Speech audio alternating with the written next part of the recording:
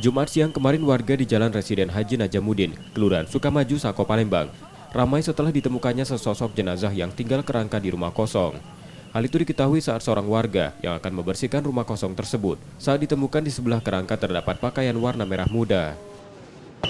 Awalnya kami bersih-bersih ini, terus kami ke belakang, terus kami jengok di kamar mandi ada orang. Iya. Kondisinya seperti apa tengkorak itu, Bu, sudah? Tak tengkurap di sana itu.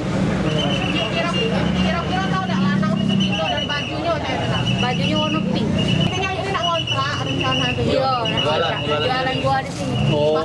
Sebelumnya sudah pernah ke sini belum? Belum, baru inilah, hari inilah. Baru nak nyidak lah, barangkali. Nak nyidak, nak jenguk-jenguk, nak bersih-bersih.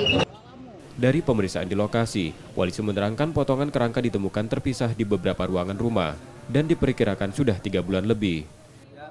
Untuk kondisi sendiri, kerangka tersebut bagian tubuhnya ada di ruang dalam rumah kosong sini. Dan ada potongan tangan ditemukan, tapi beda lokasi. Jadi dugaan mutilasi seperti itu, Pak? Untuk sementara masih dalam proses penyelidikan.